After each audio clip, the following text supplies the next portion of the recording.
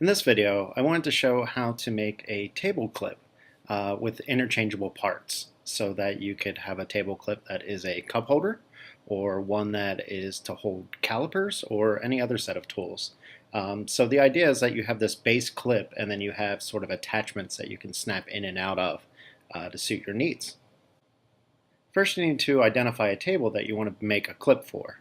In this example, I'm using an arcade table that I built out of a IKEA coffee table, but you might want to use one of the tables around you. So I start by using my calipers to measure the thickness of the table. Then I make a sketch or a diagram of the side view of the table clip.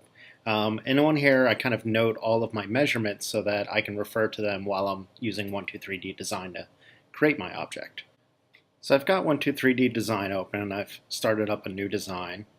And I'm just going to kind of rotate to the top plane, kind of pan over a little bit. Same sort of setup we always use for starting with a 2D sketch.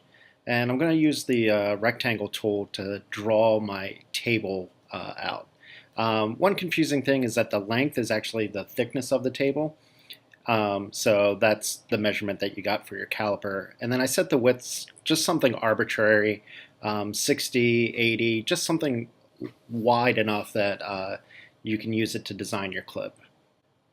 Then I grab the polyline tool. And to start with the polyline tool, you want to click on the grid, and then you will click on your first point. I'm going to zoom in as close as I can so that I can get close to the table but not touching the table for my first point.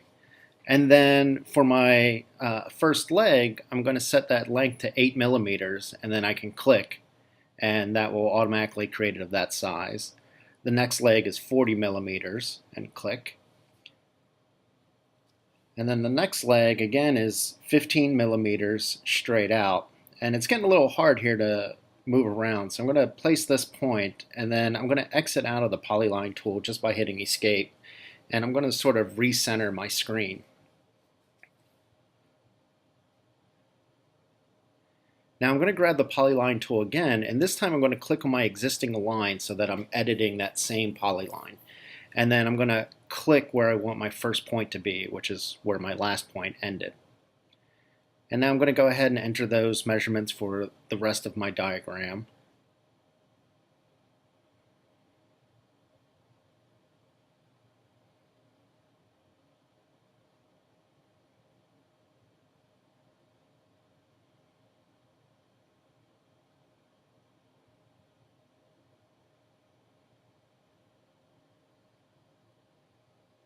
You can zoom in to really put a point as accurately as you want it to be. So I'm like zooming in really close here.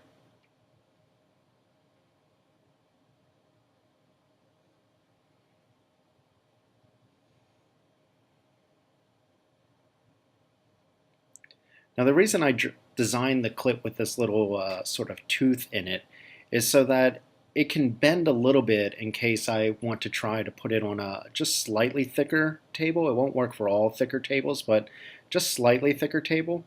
So that will let it bend, and then that tooth will kind of grip into the bottom of the table to help it from sliding off. And once you get all the way around to your polyline, you'll close in the space, and you can tell that you've closed in the space because it fills in the polygon with a light blue color. Then you can hit enter to get out of the polyline tool. Okay, next I'm going to extrude my table clip up, and I'm going to extrude it by about 15 millimeters and hit enter. Alright, so that's the basics of my table clip, but now I need to design that little slide in area so that I can create the interchangeable parts. So the way I'm going to do that is I'm going to use the circle tool, and I'm going to set it at a radius of 4.7 millimeters. Now I'm saying 4.7 because I really want that circle to be 4 millimeters, but I'm adding 0.7 on it to give it me to account for my material tolerance or my machine tolerance. And then next I'm going to create a rectangle, and I'm going to set that width to be 3.7.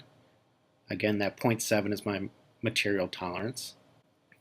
Now when you draw these shapes, you want to make sure that they're not overlapping yet. You need to extrude them before you can set them to overlap. Extrude both these shapes up. Once they're extruded up, then I make them overlap.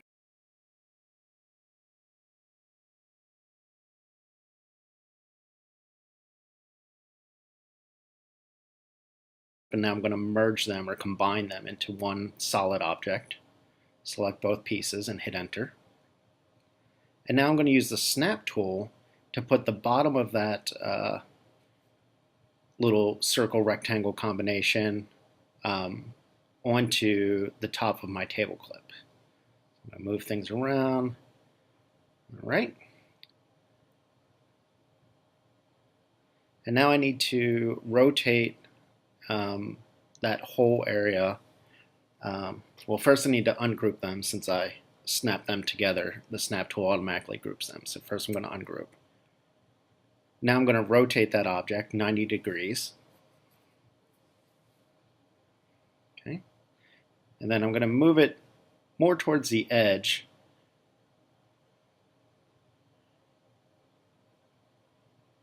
of the table clip and try and center it a little bit vertically. So if I look right now, it's more towards the bottom. I want that to be centered vertically.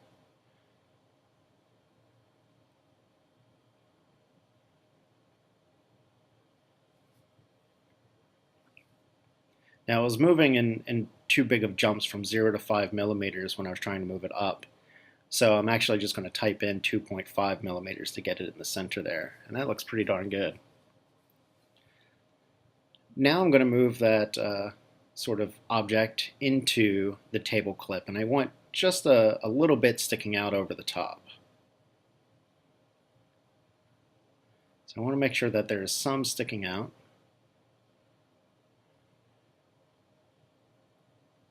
There we go. And hit enter. And now I'm going to subtract that object from my table clip. And that's going to be the sort of fitting hole that all of my attachments slide into. So I'm going to subtract, and I'm going to select the table clip as the target, and then click the sort of weird object as the source and hit enter, and that will subtract them. And there you go. Now we've got a pretty good table clip.